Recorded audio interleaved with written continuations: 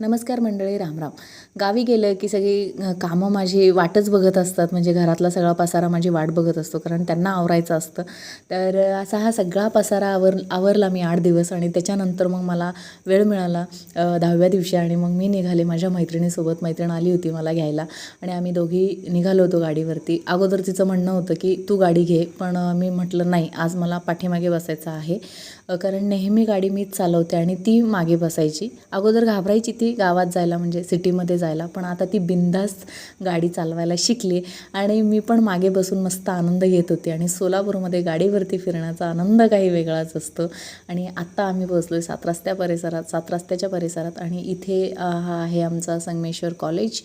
आणि मस्त आम्ही निघालो होतो आणि हे पहा, मोठं असं कॉलेज आहे आमच्या सोलापूरचं. तर इथून आम्ही जाणार होतो डॉक्टरांकडे, कारण आमची अपॉइंटमेंट होती डॉक्टरांकडे. सो दोघींना पण दाखवायचं होतं. इथे डॉक्टर अजून आले नव्हते, तोपर्यंत आम्ही दोघी असे मस्त बसलेलो होतो गप्पा मारत. त्यानंतर लगेच डॉक्टर आले, डॉक्टरांना दाखवलं आणि मग त्यानंतर आम्ही गेलो थोडी शॉपिंग करायला. इथे आम्ही साड्या पाहत होतो, तर अशा भरपूर साड्या पाहिल्या. त्या दुकानदाराला भरपूर थकवलं आणि पकवलंसुद्धा. आणि शेवटी फायनली मी ही मोरपंखी कलरची साडी घेतली, जी कधीतरी मी वेअर केल्यानंतर तुम्हाला नक्की दाखवेल. प्रिया सांगत होती की पिंकपेक्षा मोरपंखी कलर तुझ्यावरती छान उठून दिसेल असं, म्हणून मी शेवटी मोरपंखी घेतली. आणि त्यानंतर मग म्हटलं थोडंसं स्वतःला पॅम्पर करावं आणि मग मी हेअरकट करायला गेली, कारण 6 महिने झाले मी हेअरकट करून.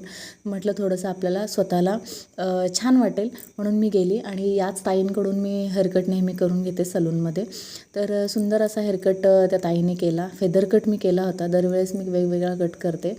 तर छानपैकी कट केला आणि त्यानंतर मग मला पण खूप सुंदर वाटायला लागलं, छान वाटायला लागलं.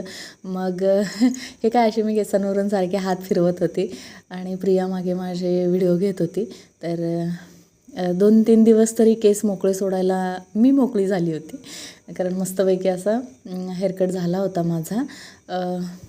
आणि त्यानंतर बघा, ती मला म्हणत होती की मागचे केस पण दाखव तुझे, असे वर क्लचर लावला तर कसं दिसेल असं. तर ते मी दाखवत होते तिला आणि प्रिया पण म्हणत होती की खूप सुंदर असा कट झालेला आहे. कधी कधी स्वतःला पॅम्पर पण करावं लागतं.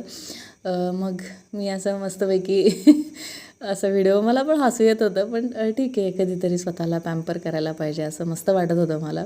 आणि त्यानंतर मी काय केलं, तर असं फॅनसमोर उभी राहिली आणि केस मस्त उडत होते, तर तो फील काही वेगळाच होता. अशा पद्धतीने आजचा आमचा दिवस घालवला मी आणि प्रियाने. मैत्रिणींसाठी सुद्धा थोडा वेळ द्यायला पाहिजे. सो भेटूयात आपण नेक्स्ट व्हिडिओमध्ये. तोपर्यंत बाय बाय.